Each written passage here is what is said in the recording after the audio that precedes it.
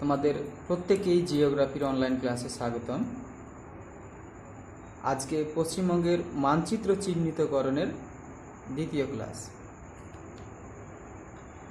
তো দেখো, এই মানচিত্রে পশ্চিমবঙ্গের নদ নদীগুলি সম্পর্কে তোমাদের দেখানো হবে। পশ্চিমবঙ্গের নদ নদী থেকে অবশ্যই একটি প্রশ্ন কিন্তু পরীক্ষাতে আসবে। তো উল্লেখযোগ্য নদ নদীগুলি যেগুলো তোমাদের খুবই প্রয়োজন, পরীক্ষাতে ফ্রিকুয়েন্টলি আসে, সেই সমস্ত বিষয়গুলি দেখো। দেখো, আসতে পারে ভাগীরথী হুগলি নদী। ভাগীরথী হুগলি নদী, এই ভাগীরথী হুগলি নদীটা গঙ্গা নদীরই একটি শাখা বাংলাদেশে চলে গেছে। এই শাখারই একটি ছোট্ট শাখা, মূল শাখাটি বাংলাদেশের ভিতরে ঢুকেছে, আর প্রধান শাখাটি কিন্তু এই পশ্চিমবঙ্গের বুক চিরে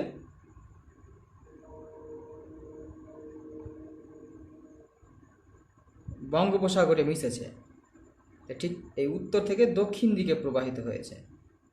যেদিকে প্রবাহিত হয়েছে সেই দিকে চিহ্নগুলো, এই এয়ারও চিহ্নগুলো দিয়ে দেখাবে যে এই দিক থেকে এই দিকে প্রবাহিত হয়েছে। তাহলে কিন্তু ছবিটি দেখতে ভালো হবে এবং বুঝতে সুবিধে হবে। ভাগীরথী হুগলি নদী।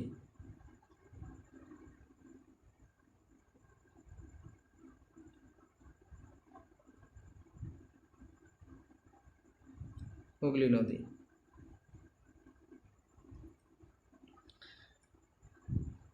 তারপরে দেখো, যাকে বলা হয় পশ্চিমবঙ্গের দুঃখের নদী, যেই নদীটির মোহনা অঞ্চল কিন্তু এখানে, আর উৎস অঞ্চল খামারপাতি পাহাড়। ঝাড়খণ্ডের খামারপাতি পাহাড় থেকে উৎপত্তি লাভ করে বর্ধমান জেলা দিয়ে ভেতর দিয়ে ঢুকেছে নদীটি। ভেতর দিয়ে ঢুকে এই বর্ধমান জেলা দিয়েই বাঁকুড়া জেলার কিছুটা অংশ দিয়ে এ পরবর্তীকালে এই দক্ষিণ দিকে প্রবাহিত হয়ে বঙ্গোপসাগরে এই কাছে হুগলি নদীতে মিশেছে। এটা পরীক্ষাতে কিন্তু আসতে পারে, পশ্চিমবঙ্গের দুঃখ হিসেবে। শুধু পরীক্ষাতে বলতে পারে পশ্চিমবঙ্গের দুঃখ বা পশ্চিমবঙ্গের দুঃখের নদী, এই রকম করে আসতে পারে। তখন কিন্তু তোমরা ব্র্যাকেটের ভিতরে অবশ্যই দামোদর কথাটি লিখবে। দামোদর নদ কথাটি লিখবে। যদি 1 নম্বরে নম্বরগুলো অবশ্য দিতে ভুলবে না। যদি 2 নম্বরে থাকে তাহলে 2 নম্বর দিবে, 3 নম্বরে থাকলে 3 নম্বর দিবে, নম্বরগুলো কিন্তু দেবে। তারপরে দেখো আরেকটি নদী, উল্লেখযোগ্য নদী কংসাবতী, যার আর এক নাম কাঁসাই নদী। দেখো, এই কাঁসাই নদীটি এই পুরুলিয়া জেলায় উৎপন্ন হয়েছে, বাঁকুড়া জেলায় ঢুকেছে। এখানে মুকুটমণিপুর নামে একটি জলাধার রয়েছে, এই জলাধারে মিশেছে, বা কাঁসাই বা কংসাবতী জলাধারও বলা হয়। তো এই নদীটি সেখান থেকে আবার বেরিয়ে আবার এখানে এই হলদি নদীর সঙ্গে মিশেছে। এখানে এইটুকু অংশকে বলা হয় হলদি নদী। এদিকে রয়েছে কেলেঘাই, আর এই কাঁসাই নদীর মিলিত প্রবাহের নাম হলদি নদী। এই নদীটিকে পরীক্ষাতে আসে। এই নদীটার নাম কংসাবতী।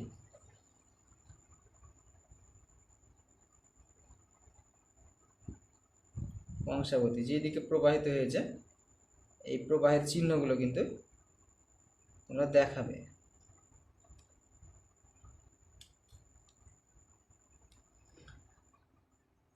তারপরে দেখো,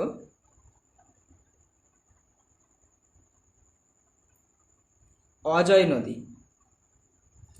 নদীটা কিন্তু হুগলি জেলার ভেতরে রয়েছে। হুগলি জেলা আর কিছুটা অংশ রয়েছে বর্ধমান জেলাতে। এই নদীটির উৎপত্তিও কিন্তু এই ছোটনাগপুর মালভূমি। এই ছোটনাগপুর মালভূমি থেকে উৎপন্ন হয়ে মোটামুটিভাবে এই সমান্তরালে এই দামোদর নদের সমান্তরালে এসে পরবর্তীকালে আবার সরাসরি পূর্বে দিকে গিয়ে এখানে এই ভাগীরথী নদীর সাথে মিশেছে। এই নদীটির নাম অজয় নদী, অজয় নদ বলে একে, অজয় নদ।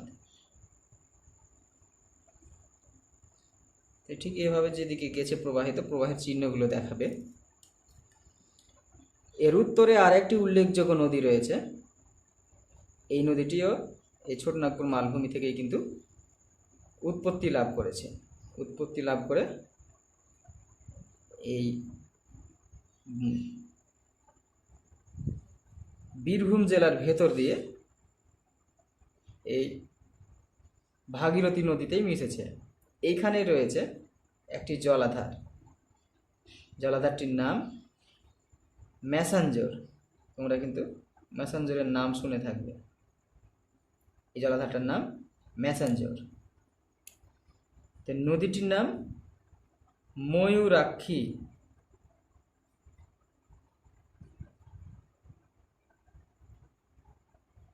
ময়ূরাক্ষী নদী।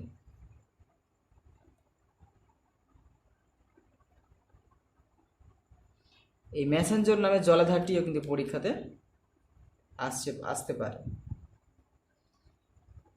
ম্যাসাঞ্জোর।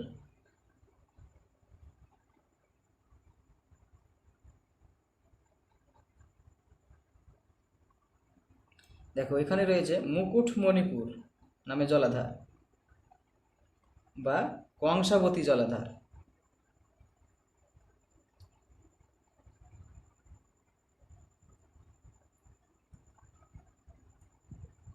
মুকুটমণিপুর বা কংসাবতী জলাধার।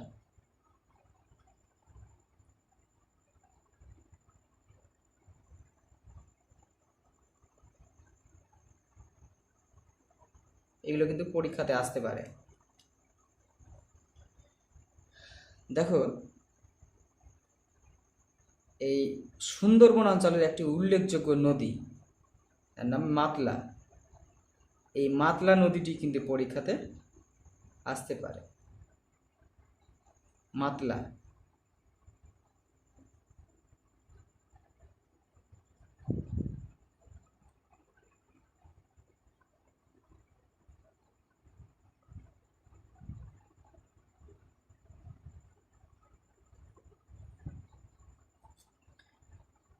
এবারে উত্তরবঙ্গের নদীগুলি দেখো। উত্তরবঙ্গের যে সমস্ত নদীগুলি গুরুত্বপূর্ণ রয়েছে সেই নদীগুলি আগে দেখো। এখানে বাংলাদেশের ভেতর দিয়ে ব্রহ্মপুত্র নদ ঢুকেছে। ব্রহ্মপুত্র নদ বাংলাদেশে আবার যমুনা নামে পরিচিত। তো এইগুলো আসবে না পরীক্ষাতে, যমুনা নদ নামে পরিচিত। এই যমুনা নদীতেই উল্লেখযোগ্য উত্তরবঙ্গের নদীগুলি, বেশিরভাগ নদীগুলি এই যমুনা নদীতেই মিশেছে। দেখো এখানকার উল্লেখযোগ্য নদী, এই উত্তরে জেমু হিমবাহ থেকে উৎপত্তি লাভ করে, যে তার নাম তিস্তা। এই উৎপত্তি লাভ করে কোচবিহার জেলার আর শিলিগুড়ি জেলার ভেতর দিয়ে প্রবাহিত হয়ে পরবর্তীকালে বাংলাদেশের ভেতর দিয়ে গিয়ে এই ব্রহ্মপুত্র নদে মিশেছে। এটি উত্তরবঙ্গের দীর্ঘতম নদী আর প্রধান নদী। এটি উত্তরবঙ্গের, এর নাম তিস্তা। একে ত্রাসের নদীও বলা হয়, তিস্তা। তারপরে দেখো আরও যে সমস্ত ছোটোখাটো নদীগুলি রয়েছে এর পাশেই, যেমন রয়েছে জলঢাকা। জলঢাকা নদীগুলি এরই প্রায় সমান্তরালে, মোটামুটিভাবে সমান্তরালে এসে এই বাংলাদেশের ভিতরে যমুনা নদীতেই কিন্তু মিশেছে। এর নাম জলঢাকা।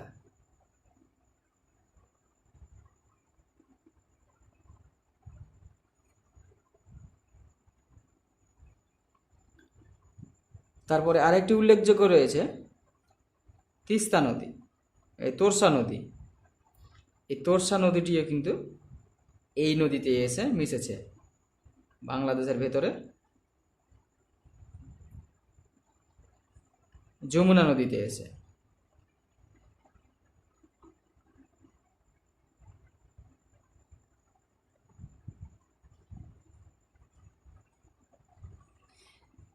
এই কতগুলি নদী কিন্তু আমাদের পরীক্ষাতে আসতে পারে, এইগুলির মধ্যেই যে কোনো একটি কিন্তু পরীক্ষাতে আসার সম্ভাবনা রয়েছে। আরেকটি উল্লেখযোগ্য নদী দেখো, মহানন্দা। মহানন্দা নদী, এই নদীটি প্রথমে এখানে একটি পাগলা ঝোড়া নামে প্রস্রবণ রয়েছে, এই পাগলা ঝোড়া প্রস্রবণ থেকে উৎপন্ন হয়ে বিহারের ভেতর দিয়ে পশ্চিমবঙ্গে প্রবেশ করেছে মালদা জেলায়।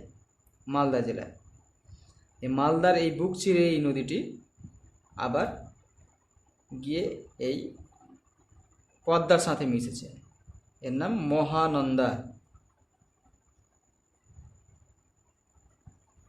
মহানন্দা নদী, এই মহানন্দা নদীর তীরেই কিন্তু মালদা শহরটি রয়েছে। তোমরা মালদা গেলেই এই মহানন্দা নদীকে দেখতে পাবে, যদি মালদা ক্রস করে উত্তর মালদার দিকে যাও তাহলে। তো দেখো, এইগুলির মধ্যে যে কোনো একটি কিন্তু পরীক্ষাতে আসতে পারে। এবার বলি, ধরো এই জলঢাকা, তিস্তা, তোরসা এই সমস্ত নদীগুলি যদি আসে, তাহলে কিন্তু এখান থেকে যে এই ম্যাপটি তোমাদের পরীক্ষা হলে দেওয়া হতে পারে, তো অবশ্যই তোমরা কিন্তু এই উত্তরবঙ্গের যদি নদীগুলি দেই, তাহলে এই নদীটি অংশ অঙ্কন করে দেখাবে। এখানে যে এই যমুনা নদীটি এইটুকু অংশ বাংলাদেশে রয়েছে, এইটুকু অংশ দেখাবে, আর এখানে মিশ্রিত হয়ে যায়, ঠিক এভাবেই দেখাবে। যদি এভাবে করো যে তিস্তা নদী এখান থেকে অঙ্কন করে নিয়ে এখানে এসে শেষ করে দিলে তবুও হয়ে যাবে, কিন্তু যদি এই অংশটুকু অঙ্কন করে দেখাও তাহলে কিন্তু দেখতে ভালো হবে।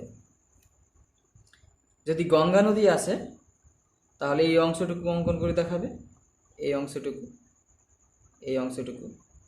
যদি ভাগীরথী, হুগলি নদী আসে তাহলে কিন্তু এখান থেকে এই অংশটি অঙ্কন করে দেখাবে।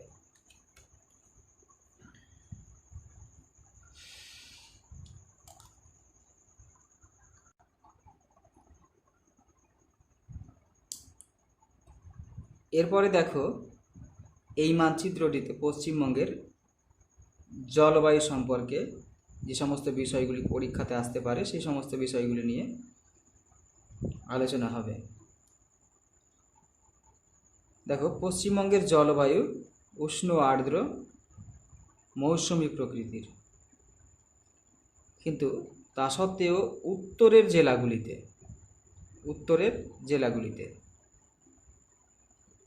জেলাগুলিতে দেখতে পাওয়া যায় পার্বত্য জলবায়ু। এইটুকু অংশে পার্বত্য জলবায়ু, যেখানে রয়েছে হিমালয় পর্বত অঞ্চল। তো পরীক্ষাতে আসতে পারে যে পার্বত্য জলবায়ু অঞ্চল, বলতে পারে পার্বত্য জলবায়ু অঞ্চল।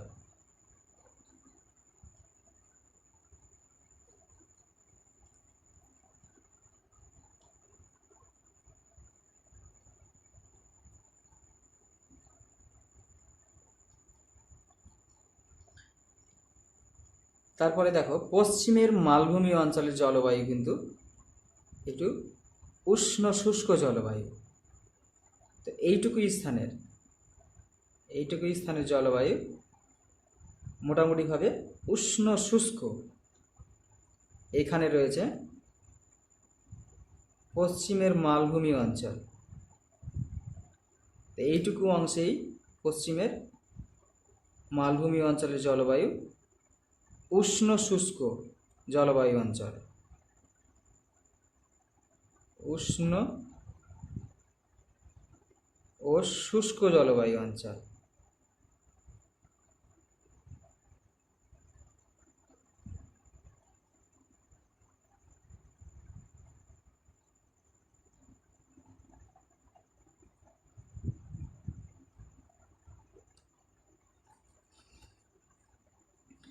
উষ্ণ শুষ্ক যদি আসে তাহলে এইটুকু অংশ দেখাবে, যেভাবে দেখাচ্ছি ঠিক একই রকমভাবে সিম্বল বা চিহ্নগুলো তোমরা নিজের ইচ্ছা মতো দিতে পারো।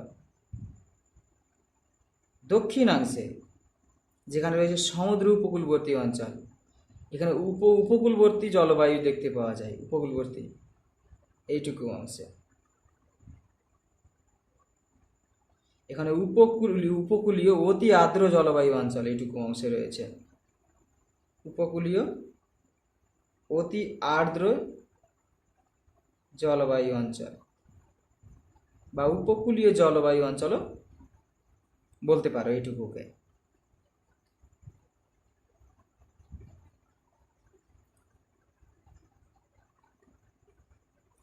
এইভাবে বলতে পারো উপকূলীয় অতি আর্দ্র জলবায়ু অঞ্চল।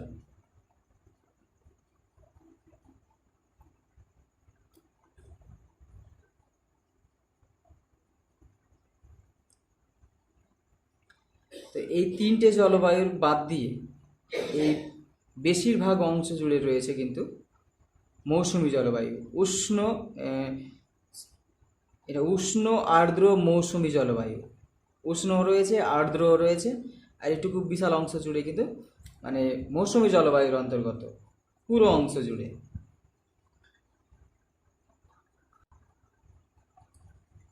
তো এই তিনটের ভিতরে হয়তো যে কোনো একটি প্রশ্ন পরীক্ষাতে আসতে পারে। এছাড়াও পশ্চিমবঙ্গের যেমন শুষ্কতম স্থান, উষ্ণতম স্থান, শীতলতম স্থান, বৃষ্টিপাতযুক্ত সর্বাধিক বর্ষণসিক্ত স্থান বা সর্বাধিক বৃষ্টিপাতযুক্ত স্থান, এই সমস্তগুলো কিন্তু পরীক্ষাতে আসতে পারে। দেখো পশ্চিমবঙ্গের যে বক্সা নামক স্থানটি রয়েছে, এই বক্সা নামক স্থানটি ঠিক এইখানে রয়েছে আলিপুরদুয়ার জেলায়।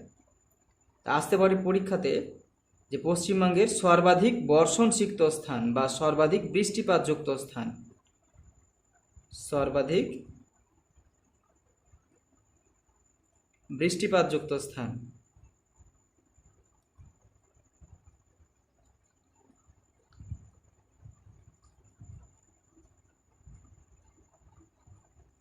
এই কথাটি যদি আসে সর্বাধিক বৃষ্টিপাতযুক্ত স্থান, তো অবশ্যই এর ব্র্যাকেটে কিন্তু লিখতে হবে তোমাদের এই বক্সা নামক কথাটি কিন্তু অবশ্যই লিখতে হবে। বক্সা দুয়ারও বলতে পারো, বক্সা দুয়ার বা বক্সা লিখলেও হয়ে যাবে। অবশ্যই নম্বরটা কিন্তু দিতে ভুলবে না, যত নম্বরে আসবে সেই নম্বরটি কিন্তু দিতে ভুলবে না।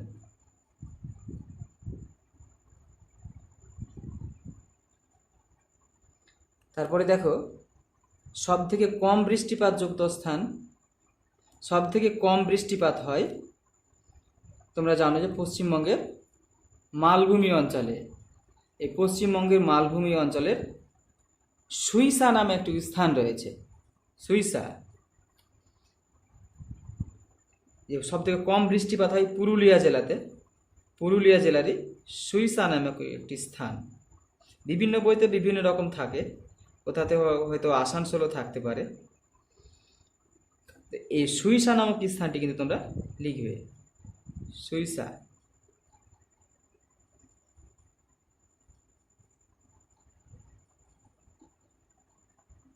এই প্রশ্নটা আসতে পারে কিন্তু যে পশ্চিমবঙ্গের শুষ্কতম স্থান, শুষ্কতম স্থান।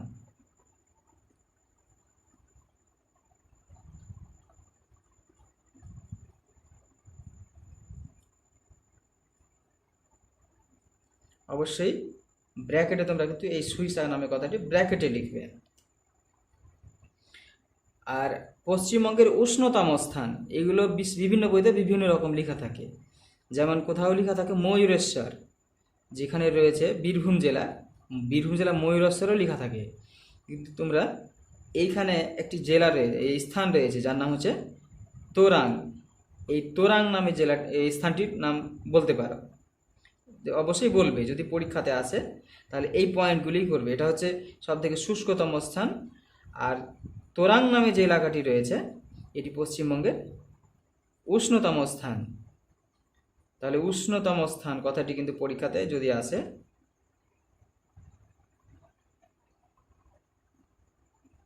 তাহলে অবশ্যই ব্র্যাকেটে কিন্তু এই তোরাং কথাটি লিখতে ভুলবে না,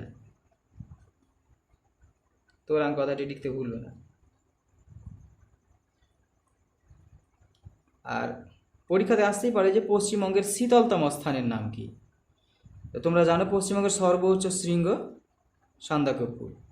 তাহলে সান্দাকফু আমরা জানি যে যত উপরের দিকে যাওয়া যায় ততই কিন্তু বায়ুর উষ্ণতা কমতে থাকে। এই জন্য কিন্তু ওই সান্দাকফু যে এলাকাটি রয়েছে পরচূড়ায়, সেখানে কিন্তু পশ্চিমবঙ্গের সব থেকে সর্বনিম্ন উষ্ণতা থাকে। তাহলে শীতলতম স্থান, পশ্চিমবঙ্গের শীতলতম স্থান,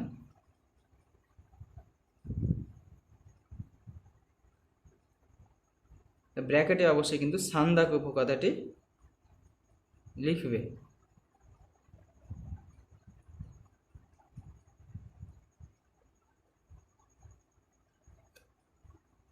দেখো এই কতগুলির ভিতরে একটা প্রশ্ন কিন্তু অবশ্যই পরীক্ষাতে আসবে, অবশ্যই পরীক্ষাতে আসবে। তোমরা ভালো করে প্র্যাকটিস করবে এইগুলো।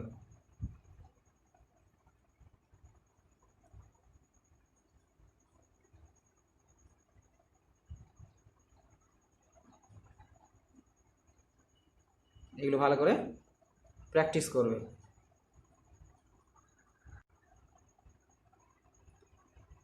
আজকের মতো এই পর্যন্তই। পরবর্তী অংশ নিয়ে আবারও উপস্থিত হব, তার জন্য প্রস্তুত থাকবে।